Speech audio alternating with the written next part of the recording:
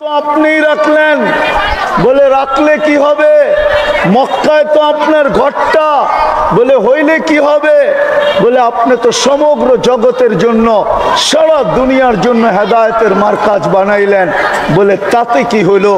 আপনি তো মক্কাকে মাসাবাতাল লিন্নাসি ওয়া আমনা বানাইলেন, মানুষের জন্য নিরাপত্তার ছাউনি বানাইলেন। আপনি তো মক্কাকে মান দাখালাহু কানা আমিনা, যে ঢুকবে সে নিরাপত্তার গ্যারান্টি পাবে, আপনি বানাইলেন। তো কসম খাইতে চান না কেন? আপনি তো দেখা যায় কসম খাইলেন, লা উকসিমু বিহাদাল বালাদ। আল্লাহ বলে কসম খাইছি কেন শুনবা? আনতা হিল্লুম বিহাদাল বালাদ, বন্ধু আপনি এই শহরে জন্ম নিছেন, এই জন্য আমি কসম খাইলাম, আপনার কারণে খাইলাম। আপনি চিনেন না, বোঝেন না। আপনি যদি বুঝতেন তাইলে আপনার এরকম নির্জুমতা হইতো না, আপনি বোঝেন না। আল্লাহ বলে বন্ধু আমি মক্কার কসম খাইতেছি শুধু আপনি এইখানে জন্ম নেওয়ার কারণে, নাইলে খাওয়ার কথা না না না না, হোক না আমার ঘর। ওই মুহাম্মদুর রাসূলুল্লাহ সাল্লাল্লাহু আলাইহি ওয়াসাল্লাম। হ্যাঁ হ্যাঁ হ্যাঁ, এই জন্যই তো আমি বলি আল্লাহ সব নাফরমানি সইতে পারেন, কিন্তু বন্ধুর নাফরমানি সইতে পারেন না। সব নাফরমানি সয়ে নেন।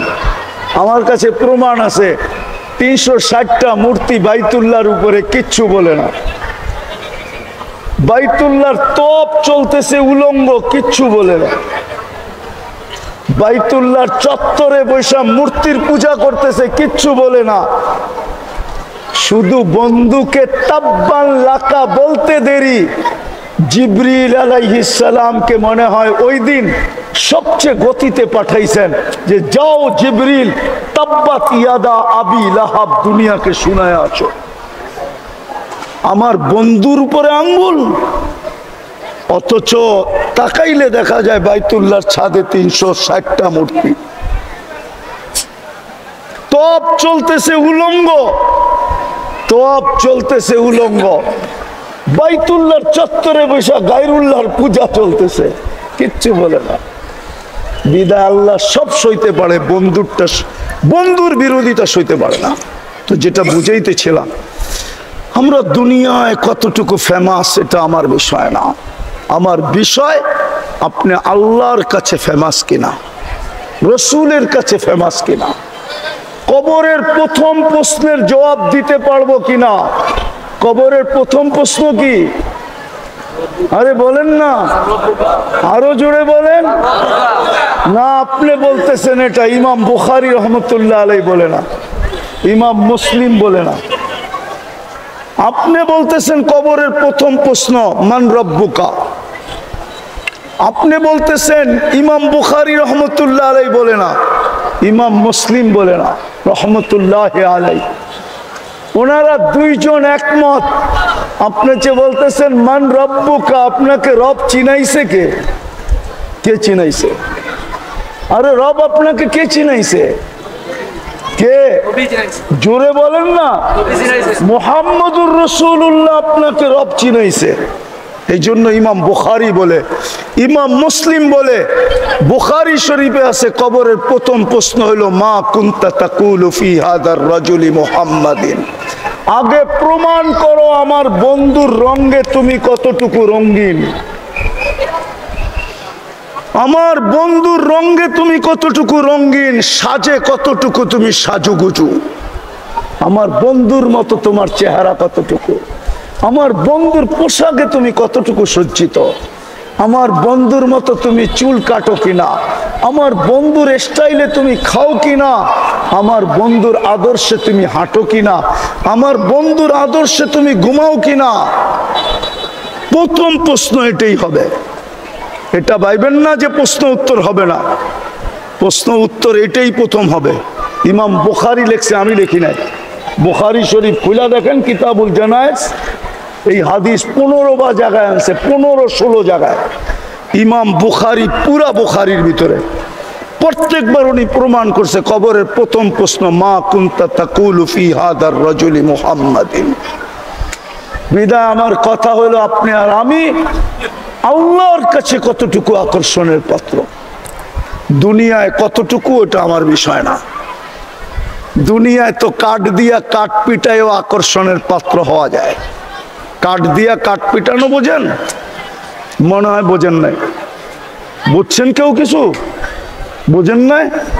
ক্রিকেটের ব্যাটটা কিসের? বলটা কিসের? কাঠের উপরে চামড়া লাগানো, বলটাও কাঠের। কাঠ দিয়া কাঠ পিটায়ও সারা দুনিয়ায় ফেমাস হওয়া যায়। আমি মানি, আমি অস্বীকার করি না, কিন্তু এটা আমার বিষয় না। আমার বিষয় তোমাকে যে যৌবন দিল যুবক, তুমি আল্লাহর কাছে ফেমাস কিনা এটা দেখো। পুরুষকে যে পুরুষত্ব দিল, নারীকে যে নারীত্ব দিল, টাকা আলাকে যে টাকা দিল, ওর না তো মার পেটের থেকে আসছিলাম মিসকিনা। আল্লাহ বলে কোনটা মিসকিনা, তুই মার পেটের থেকে অসহায় আসছিলি, মিসকিন আসছিলি, নিশ্চয় আসছিলি। ফালা আলাকা সিন্নুন তাক্তা, দাঁত তোর ছিল না যে কাটবে। ওয়ালা আলাকা লিসানুন তান্তিক, দিব্যা ছিল, বাকশক্তির কার্যকারিতা ছিল না। ওয়ালা আলাকা উযুনুন তাসমা, কান ছিল, শ্রবণ শক্তির কার্যকারিতা ছিল না। ওয়ালা আলাকা আইনুন তানদুর, চক্ষু ছিল, দৃষ্টি শক্তির কার্যকারিতা ছিল না। ওয়ালা আলাকা আকলুন তুমাইয়িজ, মগজ ছিল, ভালো মন্দ বুঝার ক্ষমতা ছিল না। ওয়ালা আলাকা কলবুন তাতাফাক্কার, দিল ছিল, চিন্তা কি জিনিস তুমি জানতে না। ওয়ালা আলাকা ইয়াদুন তাফতিশ, হাত ছিল, ধরার ক্ষমতাই ছিল না কর্ম করতে কা। ওয়ালা আলাকা রিজলুন তামশি, পাও ছিল, চলার ক্ষমতা ছিল না। কুনতা সগীরা, বড় ছোট ছিলা। কুনতা যায়ীফা, বড় দুর্বল ছিলা। কুনতা জাহিলা, বড় অজ্ঞ ছিলা। ফামান আগনাকা, তোকে স্বয়ং সম্পূর্ণ কে করলো? কে করলো তোমাকে স্বয়ং সম্পূর্ণ? কে করলো? আরে কে করছে? বিদায় আমার আলোচ্য বিষয় যুবক, তুমি দুনিয়ায় ফেমাস আমি জানি, সারা দুনিয়া তোমার যৌবনের দিকে তাকায় থাকে এটাও জানি, কিন্তু আমার এটা বিষয় না। বিষয় আল্লাহর কাছে ফেমাস কিনা, রসুলের কাছে ফেমাস কিনা। কেমন ফেমাস?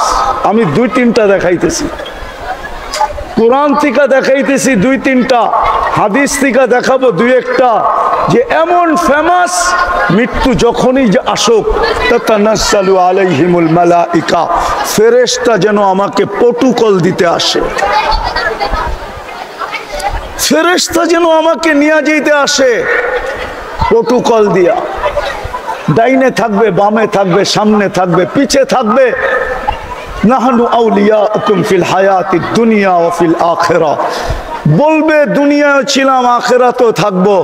আমরা যখন চতুর্দিকে থাকবো, তুমি যখন আমরা আমাদের মধ্যখানে থাকবে, তো আল্লাহ তাখাফু, তোমার ভয় কিসের? ওয়ালা তাহজানু, আর তোমার চিন্তাই বা কিসের? এরকম ফেমাস। জালালউদ্দিন সুয়ুতি লেখছেন, এই জন্য আমি বলতেছি রহমতুল্লাহি আলাইহি, কবরের পাশে যখন লাশ যাবে, তো কবর যেন বলে ইদান উহাব্বিলু লাকা বাতনি খাদরা, তোকে রাখতে দেরি, আমার পেট সবুজ শ্যামল হইতে দেরি হবে না। যেটাকে আল্লাহর রসুল বলছে রাউদাতুম মিন রিয়াদিল জান্নাহ।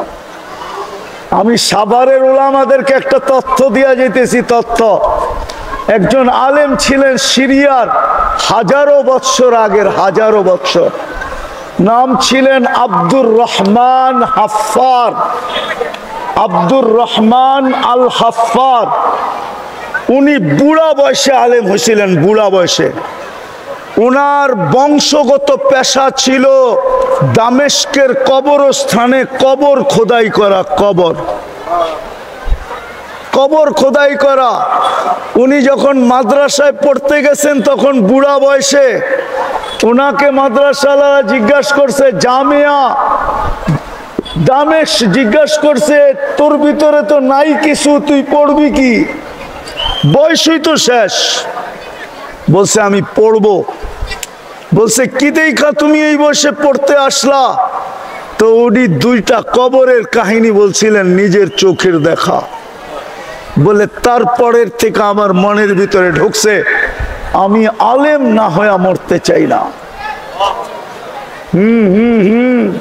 কাহিনী বলার সময় নেই আমার কাছে, শুধু আমাদেরকে তথ্য দিলাম, কিতাব গাইটা বাইর করুক আব্দুর রহমান আল হাফফার, তাইলে জালালউদ্দিন সুয়ুতির কথা বুঝে আসবে যে কবর জান্নাতের বাগান হবে।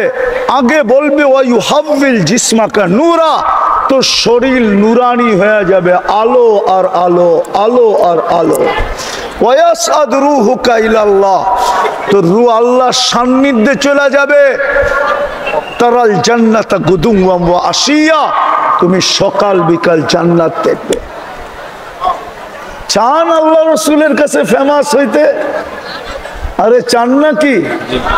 হ্যাঁ, কে কে চান দেখি? পাক্কা? হ্যাঁ হ্যাঁ, তাহলে প্রথম কাম করতে হবে আল্লাহর কাছে তওবা করেন অতীত থেকে। আগে বলেন আল্লাহ অতীত থেকে তওবা করলাম। দুই হাত উঠায় বলেন আল্লাহ অতীত থেকে তওবা করলাম। নামান যদি মনের থেকে করে থাকেন আপনি নিষ্পাপ। আল্লাহর কাছে ফেমাস বানানোর জন্যই মুহাম্মদুর রাসূলুল্লাহ ছিলেন। আমি তো বলি এই উম্মত যদি একটা কামই করত, হাজারটা না করে যদি আজকেও একটা কাজ করত, একটা কাজ 100-এ 100, তাহলে এই উম্মতের এই দুরবস্থা হয় না। আজকে কুকুরের দাম আছে, উম্মতে মুহাম্মদীর দাম নাই। যদি দাম থাকতো তাইলে আমি এই জাহাঙ্গীরনগর বিশ্ববিদ্যালয়ের পেটের ভিতরে বসে বলতেছি, এইখানে হবে অনেক ছাত্র ভাই আমার, ইউনিভার্সিটির স্টুডেন্ট হবে। ওরা যদি আমাকে দেখাইতে পারে আজ পর্যন্ত প্রাণীবাদীরা ইসরায়েলের বিরুদ্ধে ফিলিস্তিনের পক্ষে 2 শব্দের একটা প্রতিবাদ কোন মিডিয়ায় দেয়া থাকে,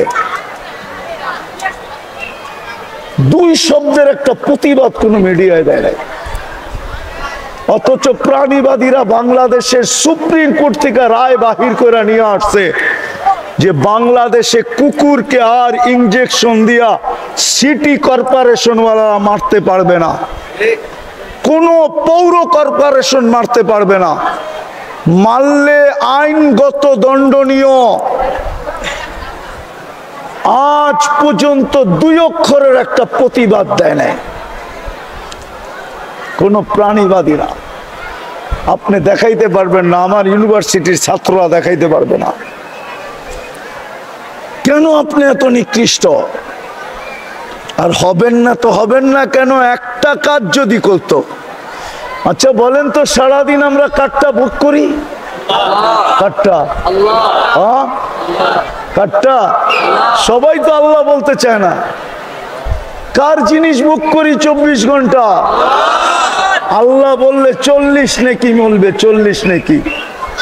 হ্যাঁ হ্যাঁ, কেননা আল্লাহ বলার 40 নেকির ওজন সমগ্র সৃষ্টিও যদি কয়েকবার পাল্লায় দেওয়া হয়, তারপরও আল্লাহ বলার 40 নেকির ওজনের সমান কোনোদিন হবে না।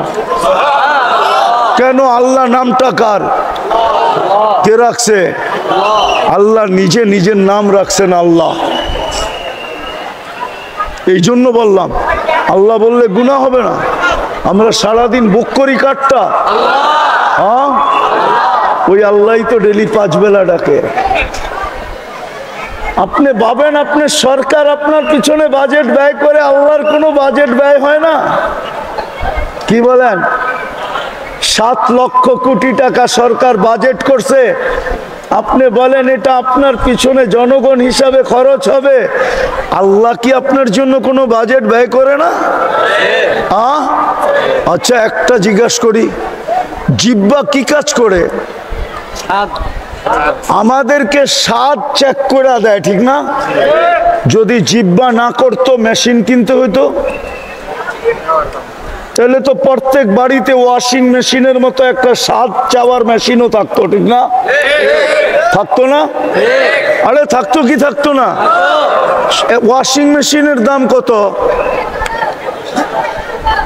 কমসে কম 7 চাওয়ারটা এটা ডাবল তো হইতো, ঠিক না? কেননা 7 চাইতেই হবে, ঠিক না? যদি 7 ঠিক না থাকে তাইলে তো আমার পেটে যে পয়জন হবে, ঠিক না? আবার মেশিন তো মাঝে মাঝে ভুলও করতে পারে, ঠিক না? নাই সাভারে হাসপাতাল আজ পর্যন্ত